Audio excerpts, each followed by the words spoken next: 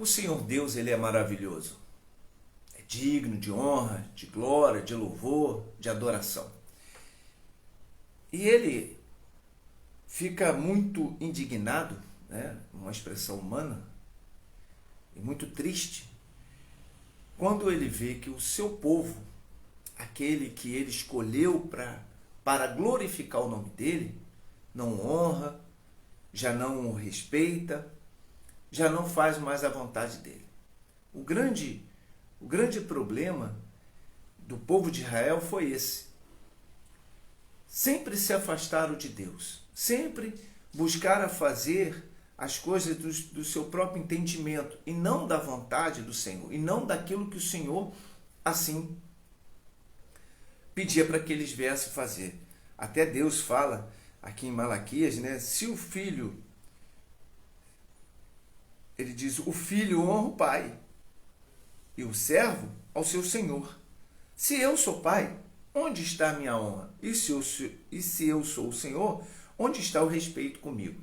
Então Deus, ele sempre buscou a falar com Israel para que Israel viesse acertar o seu caminho com ele. Porque a Bíblia é muito clara que as bênçãos do Senhor vêm quando nós obedecemos o seu mandamento e praticamos a sua palavra. Então não existe nenhuma fórmula mágica para a pessoa alcançar um milagre na vida dela, a não ser pela fé, na obediência da palavra e na prática dela. Então Deus se dirige ao povo de Israel e diz, poxa, se eu sou pai, então por que vocês não me obedecem? Se eu sou Senhor, então por que vocês não me honram? Então Deus começa a chamar o povo de Israel para o conserto. Só que o povo de Israel, eles, com coração duro, não entendia aquilo que o profeta Malaquias estava ali falando através do Espírito Santo. O povo com coração duro, eles ainda indagavam o que estava sendo falado através do Espírito Santo. O povo disse, mas em que nós não honramos a Deus? Em que nós deixamos de honrar a Deus? Então Deus fala para o povo, isso você pode ler em Malaquias capítulo 1 em diante, Deus chega para o povo e diz, olha, vocês me desonram, porque vocês quando traz oferta ao meu altar, você traz animais doentes,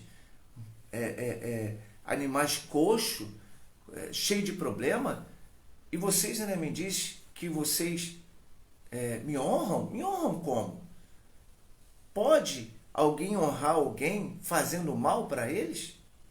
Não. Então Deus começa a falar para Israel, só que Israel começa a indagar. Israel começa ali a discutir, dizer, não, nós fazemos o que é certo. Quando a pessoa tem um coração duro e mal, né? E já maquinando o mal, ou já estando no mal, ela não quer ouvir uma palavra de exortação, de conserto, não. Ela quer fazer aquilo que ela acha que deve fazer. E depois quer cobrar de Deus as bênçãos do Senhor. O povo de Israel estava cobrando de Deus. Falou, poxa, nós estamos passando por tudo isso aí, cadê o Senhor? Aí Deus falou para o povo de Israel, olha, se eu sou pai, por que vocês não me honram? Né? Se eu sou servo, por que vocês não me honram? Aí o povo de Israel diz, não, mas nós temos feito melhor. Não tem. Vocês têm dado uma oferta horrível para o altar, não têm cuidado da minha obra, não têm obedecido a minha palavra. Vocês têm se afastado de mim, têm adorado outros deuses, têm estado praticando o pecado, sabendo que é pecado, sabendo que é errado, mas você não luta para sair dele, que é outro problema muito sério. A pessoa, ela sabe que está no erro, mas ela não luta para mudar o erro. Ela permanece nele, ela não tenta sair dele. Ela sabe que está fazendo as coisas erradas, mas ela continua, não sai. E vem aquela desculpa, não estou esperando que Deus mude isso. O querer da pessoa, o realizar de Deus, a ação da pessoa e o milagre vem acontecer na vida da pessoa através da atitude que ela esteja tomando para resolver aquele problema que ela está vivendo. Então, o povo de Israel começa a indagar. Não é diferente hoje. A gente prega e as pessoas dizem, não, olha bispo, não é bem assim. Poxa, eu estou procurando a fazer. Não está, porque quem busca fazer, diz o Senhor, quem pede, recebe, quem bate, abre-se-vos-á. Então, quem realmente toma uma atitude de mudar a sua vida, ela consegue através da palavra de Deus.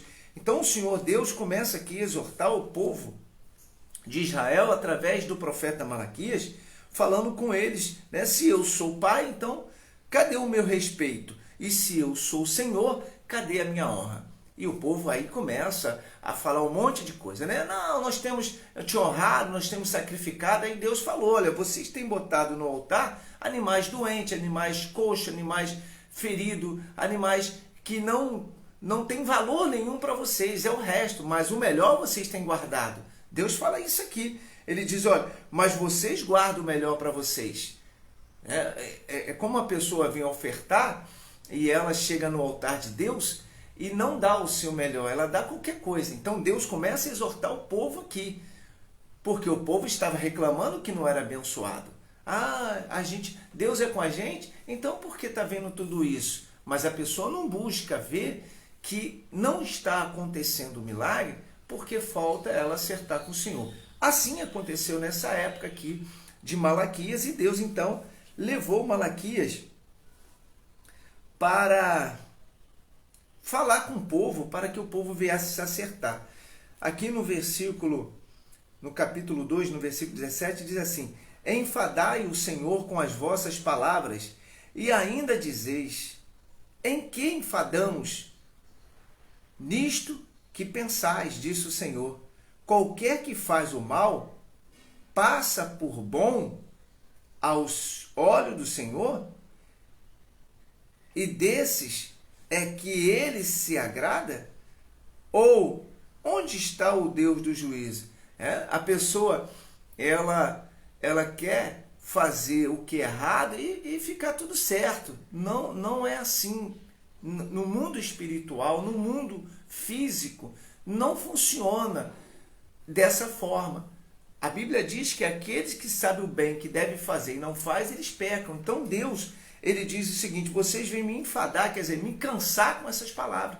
É o maior problema hoje, o mesmo que acontecia naquela época.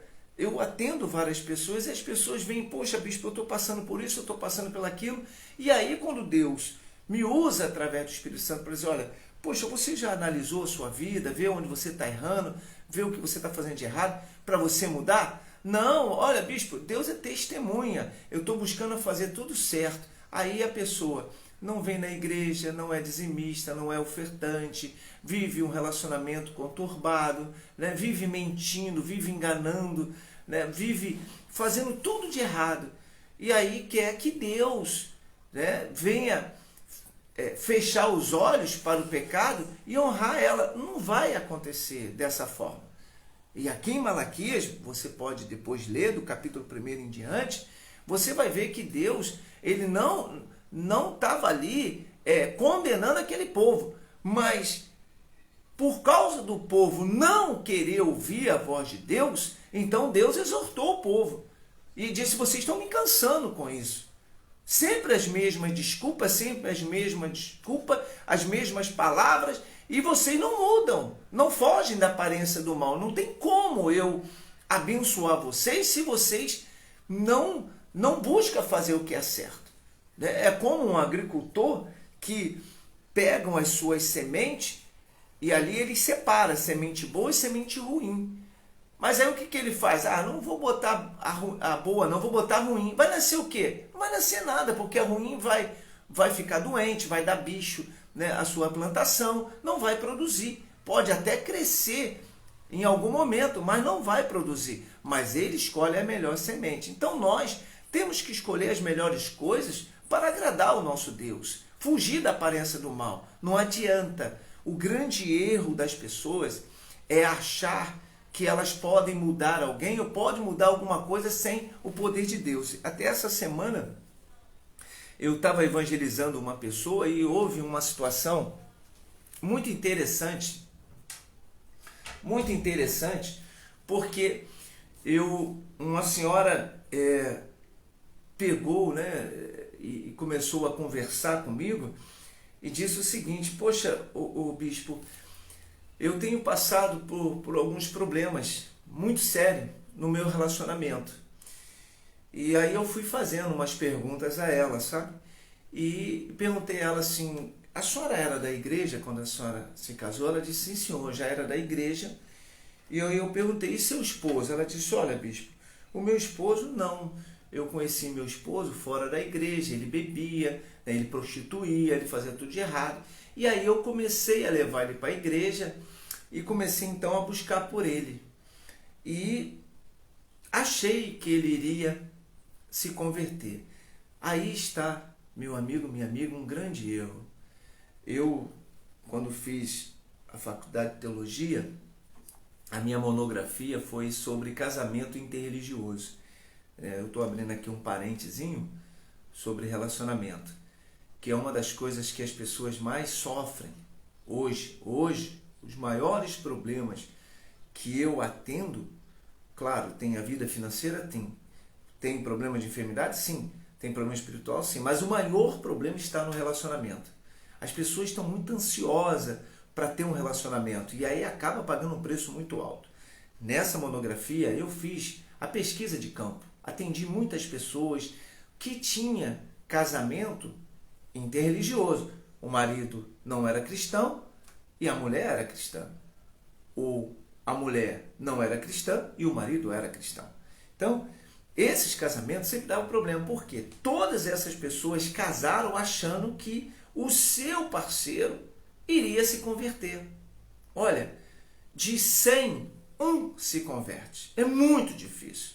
Não que Deus não possa mudar, mas é porque Deus precisa que a pessoa queira mudar para que ele possa, então, mover o poder dele sobre aquela pessoa. Não adianta.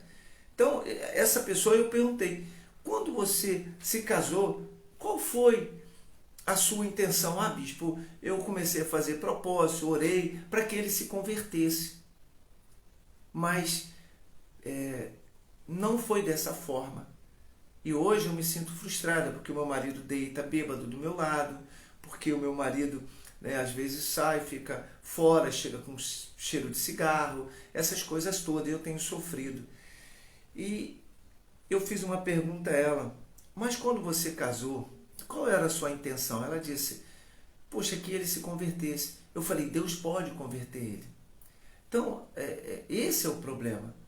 As pessoas, elas querem mudar as outras pessoas porque elas querem. Mas elas não querem entender que às vezes as pessoas não querem. E hoje muitas mulheres cristãs estão casadas com homens que não se converteram e que provavelmente, né, aqui eu falo numa visão humana, né, do conhecimento humano, claro que Deus é que sabe todas as coisas, né, eu não estou tirando aqui o poder de Deus e me botando como Deus, nada disso, mas pela experiência que eu tive, a maioria não se converte. Pode se converter? Sim, pode, mas a maioria não se converte.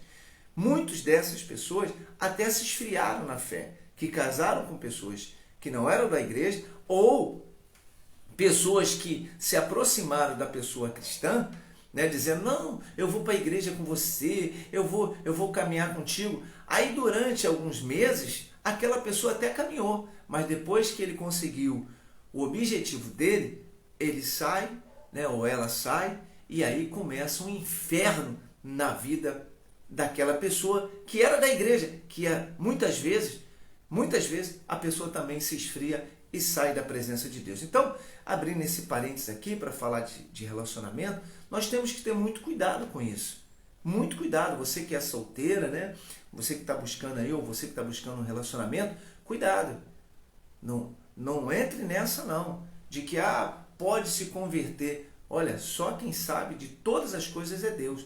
Por isso nós temos que ter muito cuidado na hora das nossas escolhas, porque podemos pagar um preço muito alto. Por isso o Senhor Jesus disse: entregue teu caminho ao Senhor, confia nele e ele o mais fará. Então, você quer um relacionamento? Continue orando, continue buscando. No momento certo Deus vai trazer. Não entra nas suas emoções. Essa senhora que eu conversei com ela, até foi muito interessante que ela começou tentar, né, justificar a situação. Aí eu fiz uma pergunta a ela e disse, olha, há quanto tempo a senhora estava solteira? Ela falou, olha, bispo, uns 10 anos, né? Eu tive um relacionamento e aí a pessoa separou, foi embora, falei, eu vou servir ao Senhor. Eu fiquei 10 anos, não estava nem mais pensando nisso. Eu falei, interessante, né? Aí a senhora começou a pegar firme, começou a trabalhar para o Senhor Jesus, evangelizar, ir nos hospitais, fazer a obra dele. Aí Satanás viu que a senhora estava crescendo, né? Estava glorificando o nome de Deus, ele envia uma pedra de tropeço para a sua vida. E aí Satanás, né, não é burro, ele não é burro. Ele começou a fazer o quê? Quando essa pessoa se aproximou dela, ela disse, olha, eu não quero relacionamento nenhum, eu só quero buscar o meu Senhor. Só que todos os dias ele ia lá, poxa, olha, eu tenho orado, eu tenho buscado, e Deus tem falado que você é a pessoa para a minha vida. Poxa, ora comigo. Aí foi cativando. Aí ela falou, então tá bom, vamos orar. Começou a orar. Aí um belo dia, uma pessoa revelou para ela que aquele era o homem da vida dela, que ela tinha que dar para ele a oportunidade. Então ela começou a se envolver. Aí aquela mulher que estava ali glorificando o nome de Deus, sendo abençoada, tinha sido curada de câncer, né? A mãe dela tinha sido curada pela fé, ela estava ali prosperando, crescendo, puxa, na obra, fazendo a vontade. Começou ela então a se voltar para esse relacionamento. E o que aconteceu? Ela passou a amar a pessoa começou a desprezar. Começou a desprezar ela. E aí, ela então começou a se entristecer. E um belo dia, ela chegou para essa pessoa, estou contando isso, né, porque Deus sabe que muitas pessoas estão nessa situação, ou pode até entrar nessa situação, então ele já está aqui, já deixando o alerta, cuidado. E essa pessoa então começou a dizer para ela, não, olha só, eu vou me casar contigo, você vai ver, eu vou me casar contigo. E aí um belo dia, essa pessoa chega para ela, depois que já conquistou o coração dela, e disse, olha, eu estou indo embora. Saiu da igreja e foi embora. Aquela pessoa caminhou na igreja por algum tempo só para tirar ela da presença de Deus. E quando nós nos encontramos, né, que eu comecei a pregar, quando ela me viu, ela falou, o senhor é pastor, né? E eu disse, sim senhora. Ela, por favor, traga uma palavra para mim, porque eu estou desesperado. E Deus ali me usou, graças a Deus, ela ficou bem e falou que iria voltar a pegar firme na casa do Senhor. Isso, né, foi uma bênção. Mas, graças a Deus, ela entendeu isso. Então, você que está aí num relacionamento, achando que você vai converter essa pessoa, olha, cuidado. Se você tem que guardar, disse o Senhor, guarde o seu coração, porque dele procede o bem e o mal. Cuidado, porque só a pessoa decide se ela quer ou não aceitar Jesus. Não somos nós. Mas, bispo, a oração não tem poder? Quando se trata de livre-arbítrio, a decisão tem que ser da pessoa, não minha. Eu não posso converter ninguém. Eu posso orientar essa pessoa ao caminho do Senhor Jesus, mas é ela que vai decidir se ela quer ou não aceitar Jesus. Amém? Bom, vamos lá. Malaquias, Deus então envia o profeta para dizer para o povo, poxa, se eu sou pai, por que então vocês não me obedecem, não me respeitam? Se eu sou o Senhor, por que não me honra? E aí o povo começou a falar, não, o que nós não fazemos para o Senhor? Nós sacrificamos no altar, nós fazemos a nossa parte. E Deus então vira para ele e disse, olha, vocês trazem para mim animais doentes, animais coxos, aquilo que não serve para vocês, aquilo que sobra, e quando sobra, ainda me traz, ainda diz, poxa, nós estamos cansados de ficar ofertando, dizimando a casa do Senhor. Ainda falam isso, está aqui escrito. Aí Deus, né, no capítulo 3, Deus então começa a chamar aquele povo, a exortar aquele povo mais profundamente ainda do que ele já estava fazendo. Ele diz assim, eis que eu envio o meu mensageiro, que preparará o caminho diante de mim. De repente, virá ao meu templo o Senhor, a quem vós buscais, o anjo da aliança, a quem vós desejais. Eis que ele vem, diz o Senhor dos Exércitos. Quer dizer, a vinda do Senhor, ela vai acontecer. Ele está dizendo aqui, não se engane. Nós temos visto tudo o que está acontecendo, né? E essa pandemia, esses problemas todos que estão acontecendo, aí está trazendo problemas financeiros, problemas conjugais, problemas espirituais, porque as pessoas estão se afastando da igreja. Hoje as pessoas, elas estão mais preocupadas em fazer os seus próprios desejos, né, suas próprias vontades, do que fazer a vontade do Senhor. Deixam de ir à igreja, deixam de ser ofertante, deixam de ser dizimista, deixam de honrar os seus compromissos. E muitos, né, têm desfrutado do melhor, mas quando é para dar para o Senhor, eles não se preocupam em fazer para o Senhor o seu melhor. Versículo 2 diz assim do capítulo 3: Mas quem poderá suportar o dia da sua vinda? E quem poderá substituir quando ele aparecer?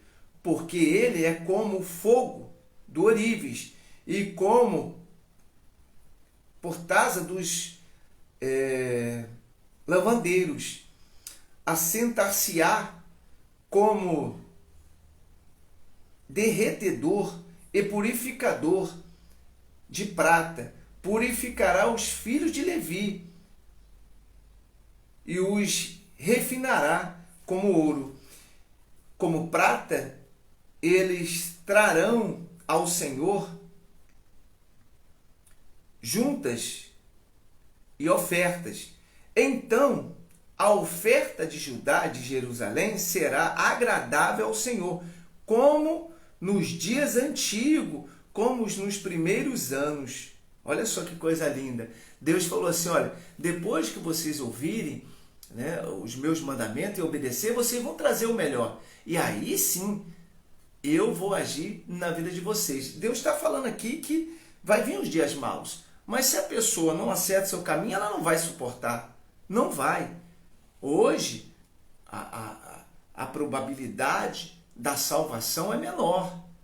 Porque as tentações são maiores. E por causa das pessoas estar se afastando da presença de Deus, deixando de estar nas reuniões, deixando de estar obedecendo as palavras, deixando de ser cumpridores com as suas obrigações como cristão, estão se enfraquecendo. E aí elas se tornam um alvo fácil para que Satanás a derrube, destrói casamento, destrói felicidade, destrói saúde, destrói tudo. E aqueles que, né, receberam o milagre de Deus podem, né, sofrer danos terríveis, porque o diabo, ele não tem misericórdia, mas Deus sim. Então Deus, ele diz aqui para o povo, quando vocês obedecerem, vocês vão começar a fazer o melhor.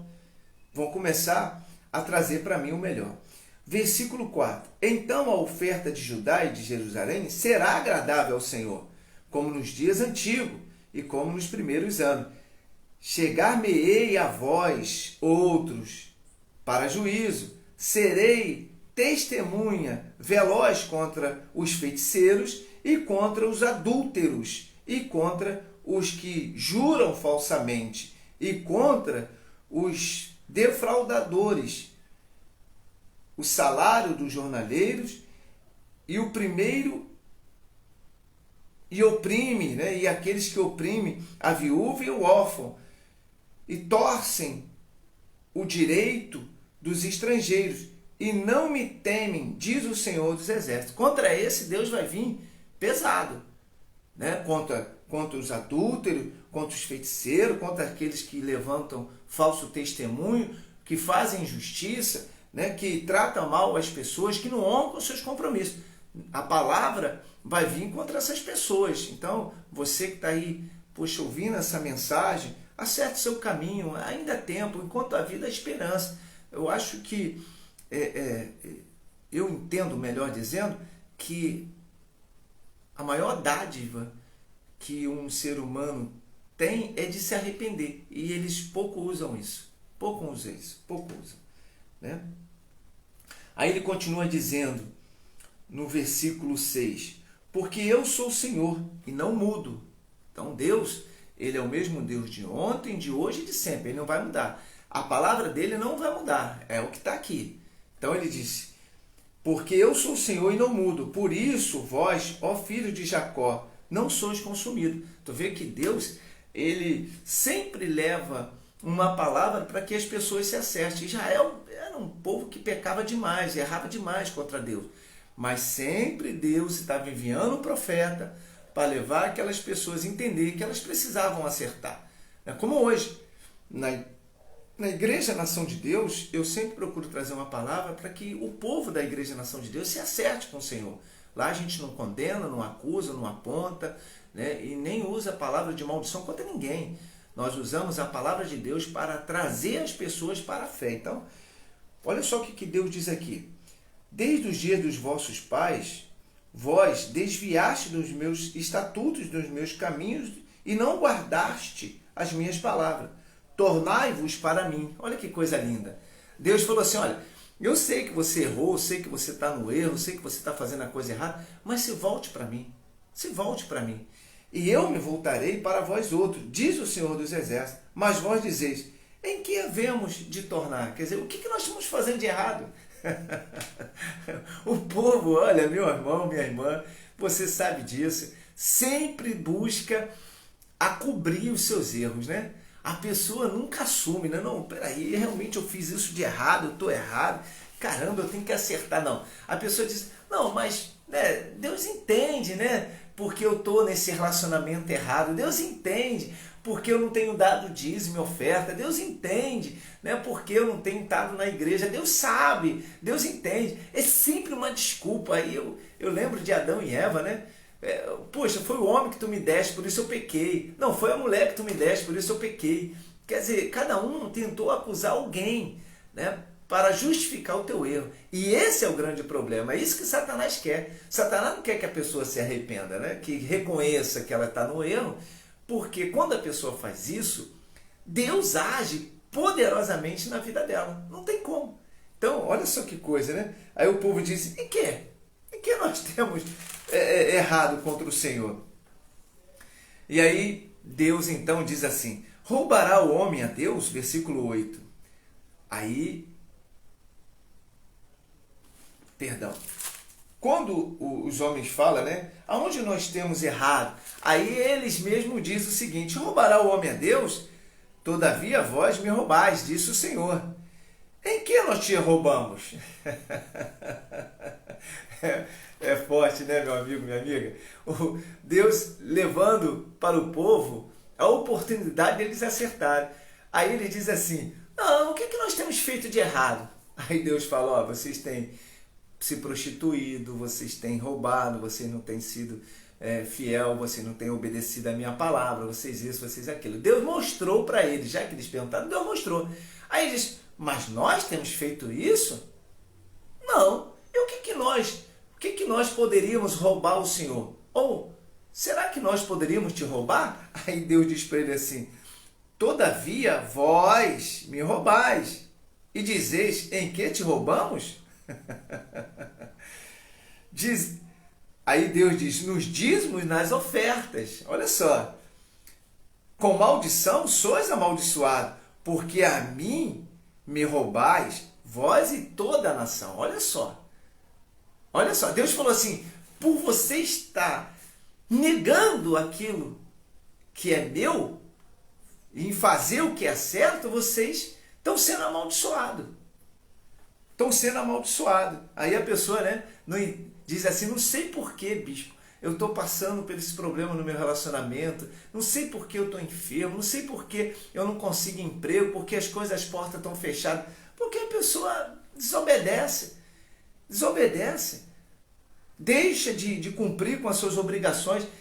A obra do Senhor tem sofrido, né? Não só na Igreja Nação de Deus, em todas as igrejas. Eu conheço muitos pastores, né? Muitas pessoas do meio evangélico que estão reclamando, porque as igrejas estão sofrendo para pagar o aluguel, a luz, né? Honrar com seus compromissos, porque as pessoas não têm dado dízimo e oferta. Só que a igreja ela pode até sofrer, mas não vai deixar de honrar com o compromisso que Deus vai ser com ela. Mas essas pessoas que deixam de honrar a casa de Deus, que foi chamada para fazer essa obra junto, né, com o Espírito Santo, essas pessoas vão sofrer, estão sofrendo. Só que muitas não acordam, não olham, não entendem, não querem entender e continuam na dureza do coração. Deus aqui, ele deixa isso claro, olha, com maldições sois amaldiçoado porque a mim me roubai, vós e toda a nação. Aí ele diz aqui no versículo 10, né, trazei todos os dízimos à casa do tesouro, para que haja mantimento em minha casa. E provai-me nisto, disse o Senhor dos Exércitos, se eu não vos abrir a janela dos céus e não derramar sobre vós bênção sem medida. Por vossa causa repreenderei o devorador, para que não vos consuma o fruto da terra, e a vossa vide no campo não seja estéril, diz o Senhor dos Exércitos. Todas as nações vos chamarão felizes, porque vós serás uma terra deleitosa, diz o Senhor dos Exércitos. Você vê que Deus, né, desde o capítulo 1 de Malaquias, Deus ele vem exortando o povo a fazer o que é certo. Até então, Deus estava chamando a atenção do povo porque o povo deixou de ser abençoado. Deus falou, vocês estão sofrendo maldições porque vocês deixaram de cumprir com a minha palavra. Então Deus foi levando o povo a entender que eles precisavam de acertar. E o povo então, né, muito malicioso, porque, como eu disse, as pessoas sempre tentam arrumar um jeito para justificar os seus erros, começou a falar, mas nós levamos a oferta, não, nós damos o nosso dízimo. Eles começam a falar, e Deus falou, vocês trazem animais coxos, doentes, animais que estão na beira da morte, que não tem valor nenhum, que nem vocês comeriam, mas bota no meu altar, mas ficam com o melhor. Se eu sou Senhor, por que não me honra? Se eu sou pai, por que então não me obedecem? Aí Deus começa a exortar. E o povo indagando, né? Querendo ali justificar. E você pode olhar aí, pode ler, aí você vai ver. O povo sempre, não, mas por quê? Nós não estamos fazendo isso, não estamos fazendo aquilo, né? Poxa, Deus sabe todas as coisas. Quem pode enganar a Deus? Se ele disse que mede os céus com o palmo da sua mão, né? E junta a água na concha, né, da palma da sua mão, e que ele é onisciente, onipotente, onipresente, quem pode enganar Deus? Se ele é o Criador, se ele nos criou, não tem como. E as pessoas ainda tentam querer enganar a Deus, justificando, né, os seus erros. Não, Deus sabe que eu estou nesse relacionamento, né, eu estou lutando por essa pessoa. Tá, porque você quer estar no pecado. Porque a pessoa pode lutar pela outra sem estar junto, sem estar no pecado. É ou não é verdade? Sim ou não? Ué, eu oro pelas pessoas que estão lá dentro da comunidade agora, se drogando, se viciando, né, eu oro por elas, mas eu não estou com elas lá.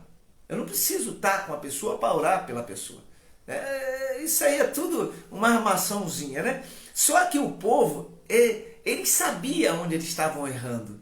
Né? Eles sabiam.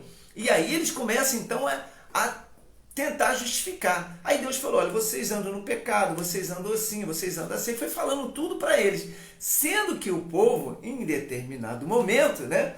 Porque a pessoa pode achar que está enganando Deus, mas daqui a pouco ela vai entender, ou se ela quiser entender que ela está errando, foi o que aconteceu com o povo de Israel. Aí virou e falou assim, ué, mas em que nós te roubamos? Deus até então não falou do roubo. Interessante, né? O povo, a culpa é um negócio interessante. Não adianta, nada fica em oculto que não venha a ser revelado. Não adianta, meu amigo, minha amiga. Mais cedo ou mais tarde, se a pessoa faz o bem, vai ser revelado o bem. Se a pessoa faz o mal, vai ser revelado o mal também. Não adianta, não esconde. Deus não se esconde nada. E aí, né, a conversa foi surgindo, desde o capítulo 1 até o capítulo 3, vem um diálogo, Deus dialogando com as pessoas, eles tentando, né, ali enganar a Deus, tentando fazer com que Deus viesse entender o pecado deles, né? E aí chegou o ponto que o povo falou, em que nós te roubamos? Aí Deus, no dízimo nas ofertas. No dízimo nas ofertas. No dízimo nas ofertas. E digo mais, a promessa é que se você trouxer o dízimo às ofertas, eu vou abrir a janela do céu, vou derramar bênção, mas tanta que você não vai ter aonde guardar. E Além disso, ainda vou amarrar o devorador, o migrador, o destruidor e o cortador. Eu vou amarrar todos os demônios que destrói a sua vida, que destrói o seu casamento, que destrói a sua vida financeira, que destrói a sua vida espiritual, que destrói a sua saúde. Eu vou amarrar todos esses demônios. Olha como é que é importante o dízimo e a oferta, hein? Muita gente não leva a sério o dízimo e a oferta. Negam, né? Fazem primeiro as suas coisas antes de dar para o Senhor aquilo que é do Senhor. Paga-se um preço muito alto. O povo de Israel estava sofrendo. E aí eles sabiam que era através disso, né? E falaram com Deus. Aí Deus então alerta eles, olha, através do dízimo e oferta. Então a promessa de Deus para a pessoa que é fiel à sua casa é que ela venha ter uma vida transformada, uma vida abençoada. E todas as nações vão exaltar o nome de Deus por causa dela. Então você pode mudar a sua vida e glorificar o nome de Deus. A sua família pode se converter, amigos seus podem se converter através do seu testemunho. O Senhor Jesus disse que nós seríamos testemunha viva dele. E testemunha viva do Senhor Jesus não é testemunha de derrota, de fracasso, né, de problemas. É uma testemunha que glorifica o nome do Senhor através de vitória. Não adianta. As pessoas têm mania de dizer, mas a gente não vai ser vitorioso em tudo. Sim, eu até concordo com isso, porque nem tudo eu vou alcançar. Mas também não vou ser envergonhado por causa daquilo. A gente tem exemplos maravilhosos na Bíblia de homens que confiaram ao Senhor e mesmo indo para a morte, né, foram exaltados e ali foi glorificado o nome de Deus. Então você que está afastado, você que não tem honrado a Deus com o seu melhor, volte para o altar. Eu te garanto que ainda essa semana Deus vai te honrar, tá certo? Volte, acerte o seu caminho, acerte o seu dízimo, a sua oferta, você que falhou. Eu estou falando disso porque a Bíblia fala sobre isso. Acerte, tá certo? Eu te garanto que as promessas de Deus vai se cumprir. Para uns, isso é barganha. Então eu tenho que dar para receber? Sim, o próprio Senhor Jesus disse que aqueles que dão, recebem. Aqueles que plantam, colhem. Então, se alguém tem alguma coisa para falar, fale para Deus, né? Discuta com Deus. Não adianta discutir comigo, me condenar, me censurar pelo aquilo que eu estou falando, porque o que eu falo o que está escrito na Bíblia, tá certo? Então, você que está aí, afastado, não tem vindo à igreja, não tem sido dizimista, não tem se preocupado com a obra do Senhor, olha, você está cometendo um grande erro, porque Deus te escolheu, e escolheu você para ser coluna, escolheu você para honrar o seu nome. Olha, eu te garanto que quando você entender isso, a sua vida vai ser uma vida muito, mas muito abençoada. Tá certo? Então volte para o Senhor, volte para a casa do Senhor e volte a praticar a palavra de Deus. Que Deus te abençoe. Espero que essa palavra tenha levado você a entender o quanto o Senhor Jesus te ama. O quanto Ele te ama. Que Ele poderia virar o rosto e deixar você ir no fundo do poço e a sua vida ser totalmente destruída. Mas Ele, ainda hoje, está olhando para você e dizendo para você, venha para mim, se aproxime de mim e eu me aproximarei de você. Essa é a palavra do Senhor para os nossos corações. Eu sou o Bispo Renato da Igreja Nação de Deus. Estou aqui para abençoar a sua vida, tá certo? Fique na paz e que Deus te abençoe em nome do Senhor Jesus. E não se esqueça, hoje é o dia do seu milagre. Tchau, que Deus abençoe.